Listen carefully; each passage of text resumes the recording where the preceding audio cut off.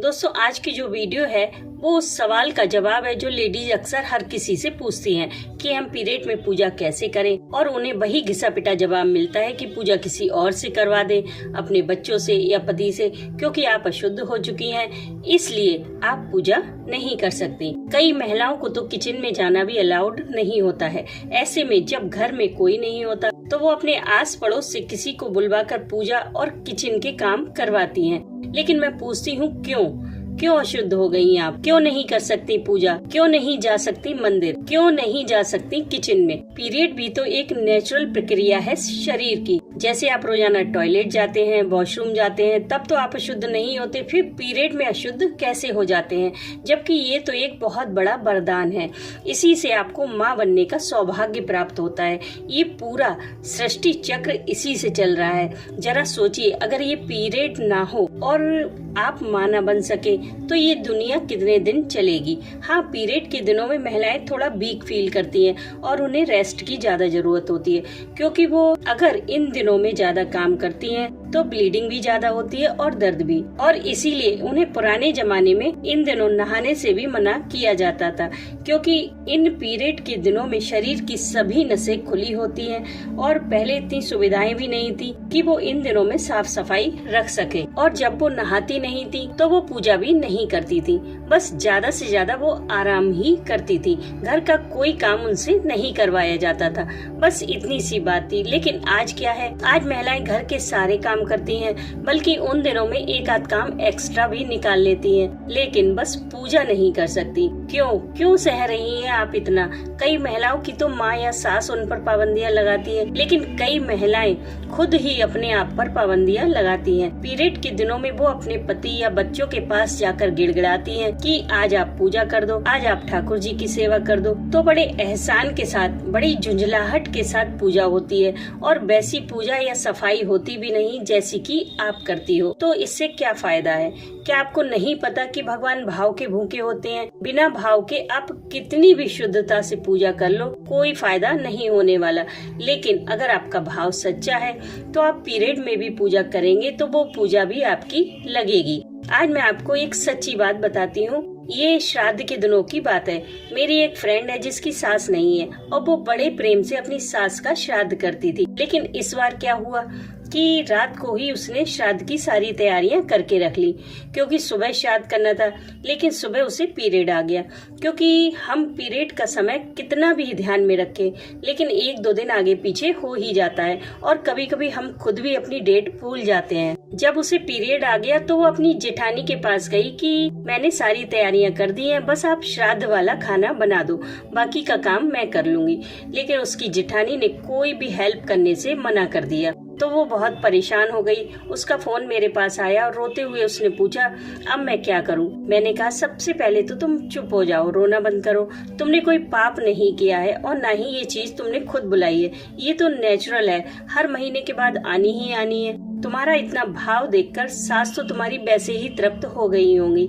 अब तुम बेफिक्र होकर श्राद्ध करो, और यही वाला श्राद्ध तुम्हारा सबसे ज्यादा लगेगा। इस बार तुम्हें सच में अपनी सास का आशीर्वाद प्राप्त होगा। और दोस्तों, वही हुआ। आपको यकीन नहीं होगा, एक छोटा सा टिक्की गोलगप्पे का काउंटर लगाने वाले आज एक ढाबे के मालिक हैं। क्योंकि मैं भी अपनी फ्रेंड की अपनी सास के प्रति श्रद्धा देखकर नतमस्तक हो गई थी। फर्क इससे नहीं पड़ता कि आप पीरियड में हैं या नहीं हैं, फर्क इससे पड़ता है कि आपका भाव क्या है, आप करना क्या चाहते हैं। क्योंकि कई सारी महिलाओं को पीरियड में एक बहाना मिल जाता है कि चलो अब 3-4 दिन तक पूजा से छुट्टी मिली। वो उन दिनों में देर से उठती हैं, देर से नहाती हैं, बिल्कुल फ्री महसूस करती हैं, क्योंकि उन्हें पूजा नहीं करनी होती। अब आप खुद सोचिए कि उनके लिए पूजा क्या है, सिर्फ एक मजबूरी है ना।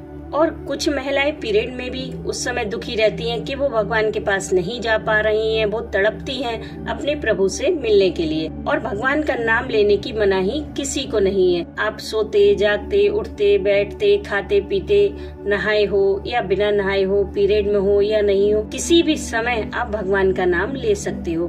भगवान के मंदिर में मूर्ति तो केवल एक माध्यम है हमारी श्रद्धा को केंद्रित करने का, वरना परमात्मा तो कण कण में विराजमान है और वो कभी अपवित्र नहीं होता। जिसके सिर्फ नाम जाप से ही हम पवित्र हो जाते हैं, वो क्या हमारे छूने से अपवित्र हो जाएगा? इसलिए वहम बिल्कुल अपने मन से निकाल दें कि आप पीरियड में पूजा नहीं कर सकती। बस साफ सफाई का, शुद्धता का ध्यान रखें। और साफ सफाई का तो हम वैसे भी ध्यान रखते ही हैं। हम अपनी गंदी चप्पल, जूते घर में तो नहीं ला सकते, पहले साफ करते हैं तब अंदर लाते हैं। बस पूजा से पहले आप साफ सफाई का, हाइजीन का ध्यान रखें और बिंदास पूजा करें। दोस्तों, हमारी नई पीढ़ी तो इन बंदिशों को मानना ही नहीं चाहती, इसलिए जब हम ज्यादा रोक टोक लगाते हैं तो वो भगवान से ही दूर हो जाते हैं कि एक तो हमें हर महीने इस पीरियड के झंझट में फंसा दिया, दूसरे अब पूजा करने की भी बनाई। ऐसे में बच्चों की आस्था डगमगाने लगती है, इसलिए उन पर रोक टोक मत लगाइए, उन्हें पूजा करने दीजिए किसी भी दिन। ऐसा कहीं भी नहीं लिखा कि महिलाएं पीरियड में पूजा नहीं कर सकती,